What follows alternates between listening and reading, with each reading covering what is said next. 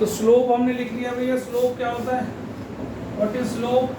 अब आप ऐसे समझ लो, change in y upon change in x, this is called slope. y कितना चेंज हुआ विद रिस्पेक्ट टू x कितना चेंज हुआ, दिस इज कॉल्ड स्लोप। और ये स्लोप किसके बराबर होता है, tan थीटा के।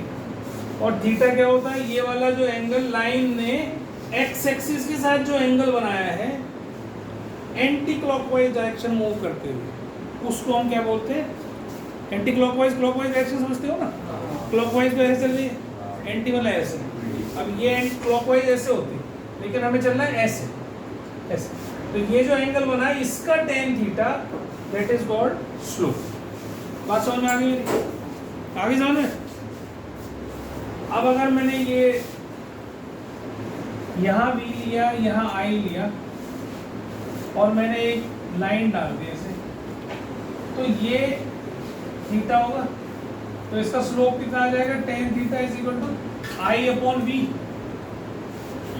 Change in y upon change in x। y के ऊपर क्या ले रहा हूँ मैं, i। तो यहाँ जो भी कुछ आएगा वो डेल्टा आई आएगा, तो उसको वैल्यू किस में आएगी, एम्पियर में आएगी, करंट ही आएगा ना। y ऊपर करंट, नीचे क्या आना चाहिए, वोल्ट आना चाहिए। तो मेरा tan थीटा क्या होना चाहिए, आई अपॉन वी। ध्यान से समझ लेना इसको, बहुत ध्यान से। v is equal to I into R होता है, ठीक है। तो अगर मैं इससे i बाई वी की वैल्यू निकालूं, इससे क्या निकालूं, या इसको v upon I is equal to R लिखूं, तो i बाई वी की वैल्यू क्या हो जाएगी, 1 अपॉन हो जाएगी ना। तो अभी इसको छोड़ देता हूँ, इसे v ले रहा हूँ फिलहाल, अभी अगले स्टेप पे समझाऊंगा। इसे i ले रहा हूँ, इधर v इधर i, वो अगले स्टेप पे जाएंगे जब यहाँ i यहाँ v होगा। तो अभी क्या हो जाएगी, v अपॉन जो भी y पे है अपॉन जो भी x पे है, तो दैट इज स्लोप। अब tan थीटा का टेबल आपको याद है, tan 0 is 0, tan 30 is 1 by root 3, tan 60 is root 3, tan 40 by 1, tan 60 root 3, और फिर इन्फिनिटी।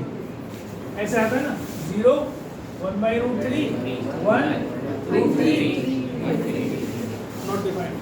मतलब जैसे जैसे एंगल बढ़ रहा है वैल्यू बढ़ती जा रही है, समझ में आ गई मेरी बात। जैसे जैसे एंगल बढ़ रहा है वैल्यू बढ़ती जा रही है, बढ़ती जा रही है ना भाई। tan 0 था तो 0 था, tan 30 था तो बढ़ गई, tan 45 तो इससे बड़ी ये हो गई, और ये और बड़ी हो गई, 1.732 होती है। और जब और बड़ा एंगल ले लिया 90 तो वो बहुत बड़ी हो गई, समझ में आ गई मेरी बात। है तो इसका मतलब ये है, ये tan थीटा स्लोप पर डिपेंड कर रही है, एंगल पे डिपेंड कर रही है। ये y अपॉन आई है ना, y अपॉन आई क्या होता है, v अपॉन आई क्या होता है, r, v अपॉन आई क्या होता है, r। तो मतलब tan थीटा r के बराबर आ गया समझो। इसका मतलब क्या हुआ कि जितना बड़ा एंगल होगा उतनी बड़ी tan की वैल्यू हो जाएगी, और उतना ही बड़ा r हो जाएगा। मतलब रेजिस्टेंस किसका ज्यादा होगा, जिसका एंगल ज्यादा होगा। दोबारा समझ लो, tan थीटा, ये तो समझ में आ गया यहाँ तक। v अपॉन आई किसके बराबर हो, तो ओम्स लॉ से r के। ये बड़ा एंगल लूंगा तो r की वैल्यू बड़ी हो जाएगी कि नहीं भाई। एंगल मैंने 0 लिया, 0 tan 30 लिया तो बढ़ गई, tan 45 लिया तो और बढ़ गई। तो जितना बड़ा ये tan थीटा की वैल्यू आती जाएगी, r भी तो बढ़ता जाएगा। तो इसका मतलब जिसका एंगल बड़ा हो जाएगा उसका रेजिस्टेंस बड़ा हो जाएगा। अब मान लो मैंने इसके साथ ही एक लाइन और बना दी, ये a ले लिया, ये b ले लिया, किसका रेजिस्टेंस ज्यादा, जिसका एंगल ज्यादा। भाई इसका एंगल ज्यादा दिख रहा है तुम्हें, ये थीटा में और जुड़ गया, तो इसका एंगल बड़ा है, इसका मतलब इसका रेजिस्टेंस b ज्यादा होगा रेजिस्टेंस ऑफ a से। बहुत ध्यान से समझ लेना, ये आएगा 100% क्वेश्चन, बोर्ड में भी आएगा, बहुत आता है। और ये किसी भी तरीके से घुमा लेते हैं ऐसे, रेजिस्टेंस, हीट, कुछ भी कर लेंगे, कहीं को जोड़ देंगे तुम्हारे। एक ही बड़ी हुई ना, एक ही बड़ी हुई, बी की बड़ी हुई, क्योंकि वो एंगल बड़ा है ना। एंगल किसका बड़ा है, बी का बड़ा है ना। अगर एंगल 60 डिग्री होता है इसका, तो tan 60 बड़ा होता है कि tan 45 बड़ा होता है, tan 60 बड़ा होता है। तो जब एंगल बड़ा है तो रेजिस्टेंस भी तो बड़ा, क्योंकि डायरेक्टली तो है प्रोपोर्शनल। tan थीटा r के बराबर अगर आ रहा है तो r कब बढ़ेगा, जब एंगल बढ़ेगा। तो जिसका एंगल बढ़ा उसका रेजिस्टेंस भी बढ़ा। समझ में आ गई बात? अब इसको हीट से भी जोड़ सकते हो कि कौन ज़्यादा हीट डिसिपेट करेगा। जिसका रेजिस्टेंस ज़्यादा उसका हीट ज़्यादा। एंगल तो हो गया बेटा। जिसका रेजिस्टेंस तुमने चेक कर लिया कि रेजिस्टेंस बढ़ गया, उसके अब इसका रेजिस्टेंस ज़्यादा है, दैट मीन्स ये ज़्यादा हीट प्रोड्यूस करेगा। भाई heat is directly proportional to I square R T था ना ये, तो heat directly proportional to R था। वैसे भी तुम्हें बता रखा है जहाँ रेजिस्टेंस ज़्यादा होगा वहाँ तुम्हारी मेहनत ज़्यादा होगी, वर्क ज़्यादा होगा, है ना। तुम्हें 100 आदमियों के बीच में छोड़ दूँ, यहाँ पर कमरे बंद कर यहाँ से वहाँ बाहर जाने के लिए कहूँ, तो तुम्हारा कितना काम करना पड़ेगा, बार बार हटाना पड़ेगा, तू हट जा भाई, तू हट जा भाई, तू हट जा, जब रास्ता बनाओगे तो मेहनत ज़्यादा। अब वो 50 कर दिए मैंने तो कम मेहनत, अब मैंने उसको 20 कर दिया और कम मेहनत, 10 कर दिया तो और कम मेहनत। मतलब रेजिस्टेंस कम होता जा रहा है तो वर्क आपका कम होता जा रहा है। वर्क कम होता जा रहा है तो मतलब हीट कम होती जा रही है, आपका काम कम लग रहा है। समझ में आ गई मेरी बात? तो ये हीट जो है वो डायरेक्टली प्रोपोर्शनल टू आर होती है, ये ध्यान रखो हमेशा। अब अगर आर इसका बड़ा है तो इसकी हीट जो प्रोड्यूस करेगा ये बी वाला ज़्यादा करेगा इन कंपैरिजन टू ए। समझ में आ गई मेरी बात? ध्यान से समझ में आ गई अच्छे से? अब देखो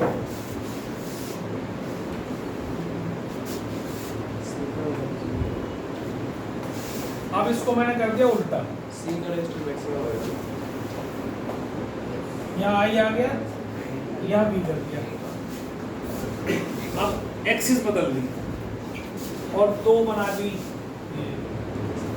ये बी, है ना। अब किसका रेजिस्टेंस ज़्यादा? अब उल्टा हो जाएगा, देखो अब tan थीटा किसके बराबर हो जाएगा बच्चों? आई अपॉन बी के, वाई अपॉन एक्स, है ना। ये बताया ना स्लोप, तो ये आई अपॉन बी के बराबर, वाई अपॉन एक्स, ये 1 अपॉन आई जो है I upon B 1 by R के बराबर है। फॉर्मूला लगाया था मैंने, I by B is equal to 1 by R. इसका मतलब ये इनवर्सली प्रोपोर्शनल हो गया, जितना बड़ा एंगल होगा रेजिस्टेंस उतना ही कम हो जाएगा, है ना। अब ऐसे समझ लो R is equal to 1 by tan theta, ऐसे समझ सकते हो कि जितना बड़ा एंगल करूंगा ये वैल्यू बड़ी हो जाएगी ना, तो रेजिस्टेंस छोटा हो जाएगा।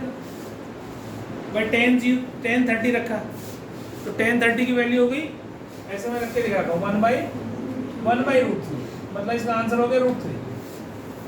फिर मैंने रखा 1 बाई 1 तो आंसर आ गया 1। फिर मैंने रखा 1 बाई √3 tan 60 तो ये आ गया। तो अब देखो क्या हो रहा है, रेजिस्टेंस कम होता जा रहा है। पहले √3 ज़्यादा था, फिर 1 हुआ, फिर 1 बाई √3 हुआ, और आगे जाऊंगा तो 0 हो जाएगा, है ना। तो इसका मतलब क्या हो गया, जिसका एंगल ज़्यादा उसका रेजिस्टेंस कम, जिसका एंगल ज़्यादा उसका रेजिस्टेंस कम।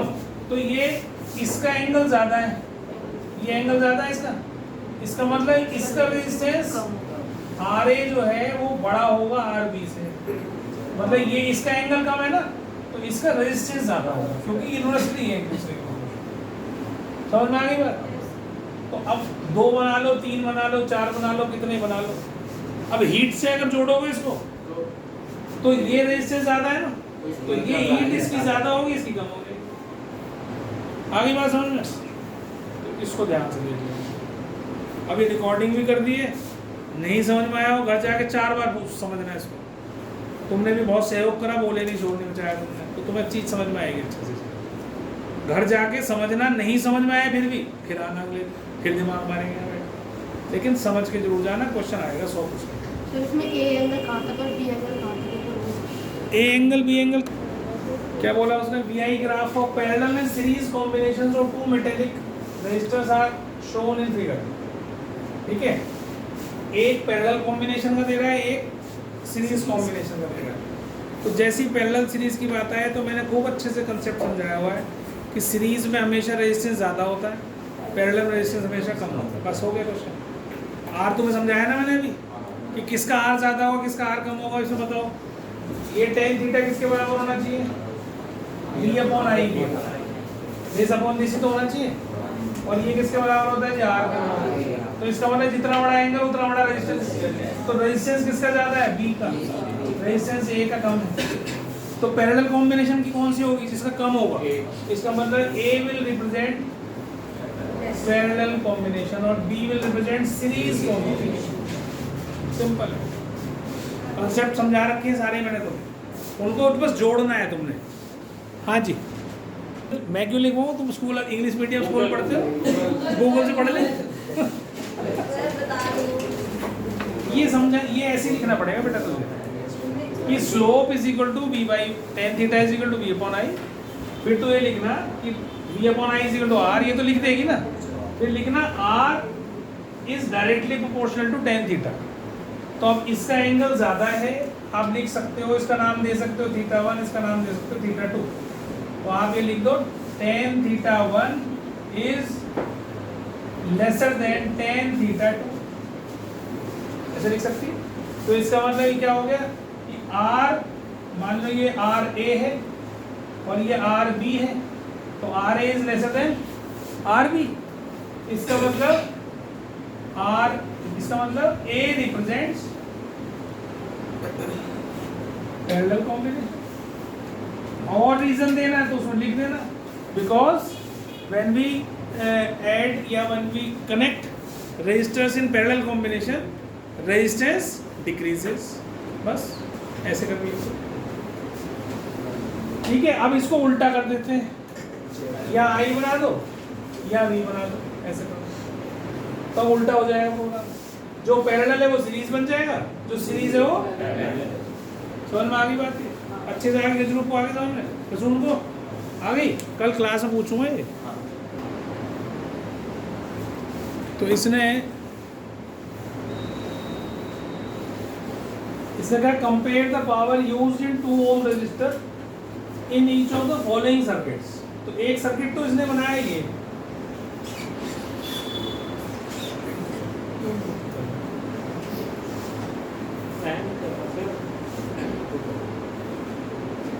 ठीक है। ऐसे इसने बैटरी लगा दी 6 वोल्ट, ये 1 ओम का रजिस्टर, ये 2 ओम का रजिस्टर, और एक लगा दिया इसने ऐसे पैरेलल में।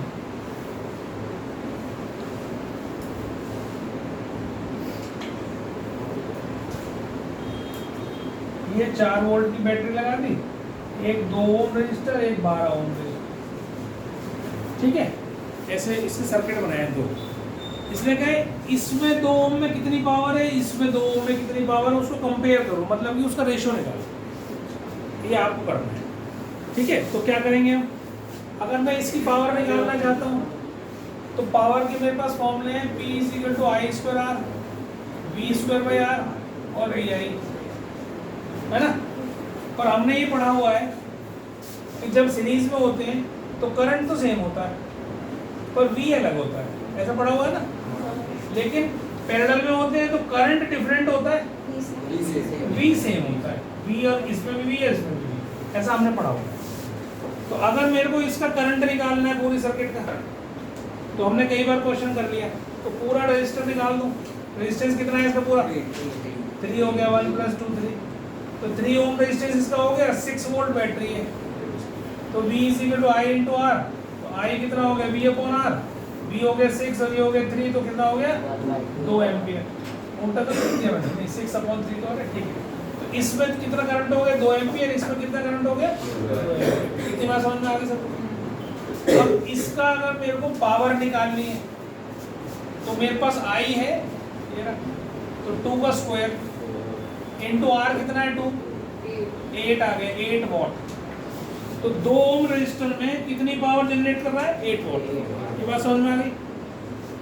अब यहाँ जाओ, इसमें 4 वोल्ट बैटरी, इसमें करंट की जरूरत नहीं है, 4 वोल्ट इसमें है और 4 ही वोल्ट इसमें है कि नहीं।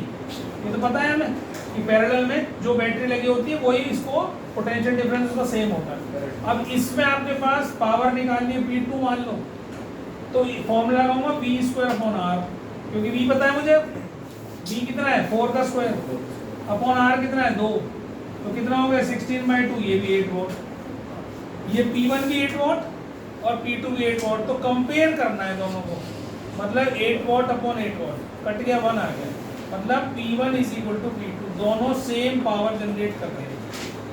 समझ में आ गई बात मेरी? ये आपको करना, क्लियर हुआ? समझ में आ गया भाई? सबको आगे समझ में? आप देखो फॉर्मूला जब भी जो है वो V सेम होता है, तो ये चीज बस ध्यान रखोगे, और कैसे निकालना है टोटल करंट वो तुम्हें बता रखा है मैंने। समझ में आ गई बात? बस करो। ये सारे एनसीईआरटी के क्वेश्चंस कर रहे हैं।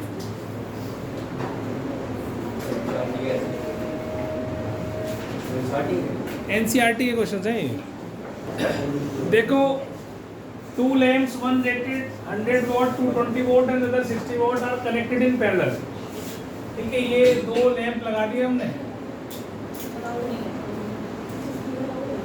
ठीक है, एक 100 वाट का है और एक 60 वाट का है,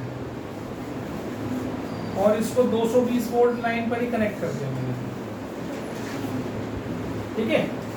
तो करंट दौड़ेगा इसमें से, तो कहता है what is the current drawn from the line if supply is 220। Current drawn from the line, कितना टोटल करंट होगा इसमें, ये आपको बताना है। निकाल सकते हो, कर सकते हो total current in the circuit, कैसे निकालोगे? तो आप सुन रहे हो, बहुत सिंपल है एकदम, इतना आसान कि तुम मत कहोगे ये इसमें था क्या। फिर कंसेप्ट वही लगाता हूँ, इसमें कितना वोल्टेज, दोनों में 220 ही होगा, पैरेलल में है। तो जब इसका वोल्टेज ही पता है, पावर ही पता है, तो फॉर्मूला होता है P equal to V into I. तो करंट यहाँ I था, यहाँ जाके बट गया, ये I1 ये हो गया I2। तो I1 में निकालूंगा तो क्या आएगा बेटा जी, P अपॉन V। I क्या होगा, P बाई V। तो इसका P कितना है 100 और V कितना है 220, ये काट लो 10/22, ये करंट हो गया I1। I2 भी ऐसे निकाल लो, I2 कैसे निकल गया 60 अपॉन 220, ये भी कट गया 6 अपॉन 20। इतनी बात समझ में आ गई? अब टोटल करंट क्या होगा, I1 प्लस I2, तो कितना हो गया बेटा 16 अपॉन 20, दिस अपॉन दिस, इसे काट लो 8/11, ये आपका टोटल करंट है। कितना सिंपल है, कुछ नहीं करना, दोनों का करंट निकालो, दोनों को जोड़ो। लेकिन उसके लिए पढ़ने की जरूरत है बेटा, क्या कह रहा है? हीट कैसे प्रोड्यूस होगी, जब तक रेजिस्टर नहीं होगा तो हीट प्रोड्यूस ही नहीं होगी ना। तो इसका मतलब जो कॉइल होती है उसके अंदर की, वो एक रेजिस्टेंस है उसमें, और हाई रेजिस्टेंस है, जब भी तो इतनी हीट प्रोड्यूस करता है। वो एक्चुअल में मेटल का नहीं बना होता, वो एक एलॉय होता है, इसको हम निक्रोम बोलते हैं, या एक और होता है निक्रोम के अलावा ये टंगस्टन, वो यूज़ करते हैं, ठीक है। तो वो मतलब उसको बनाया ऐसा जाता है कि वो हाई हीट पे भी ऑक्सीडाइज हो। बेटा उसे क्यों छेड़ रहा है, कई बार देख लिया मैंने तुझे ठोकते हुए, तो वो थोड़ी खजाना डर लेके जा रहा है, ये सोच रहा है इसके अंदर से कुछ निकलेगा। सुनो भाई, इलेक्ट्रिक हीटर है जिसका रेजिस्टेंस कितना है 8 ओम, रेजिस्टेंस हो गया, करंट कितना हो गया 5 एम्पियर, 15 एम्पियर, और 2 घंटे के लिए यूज होता है, 2 आवर्स। ये सब चीजें दे रखी है। अब मुझे इस क्वेश्चन में देख के बताओ कि मुझे क्या निकालना है। नहीं, इसमें मुझे निकालना क्या, what we have to calculate, I निकालना है, आई तो दे पावर, क्या निकालनी है, पावर निकालनी है, हीट नहीं निकालनी है। उसने बोला है calculate the rate at which heat is developed, तो इसका मतलब वो rate of doing work, power is h/t। तो ये क्वेश्चन में ध्यान रखना, रेट पूछा है बेटा जी, तो you have to calculate power not heat, ठीक है। तो इसका कोई रोल नहीं है मेरे पास, टाइम का क्या रोल है बताओ, 2 घंटे को यूज करोगे, क्योंकि पावर के फॉर्मूले में टाइम यूज ही नहीं होता। तो कितना हो गया, P इज इक्वल टू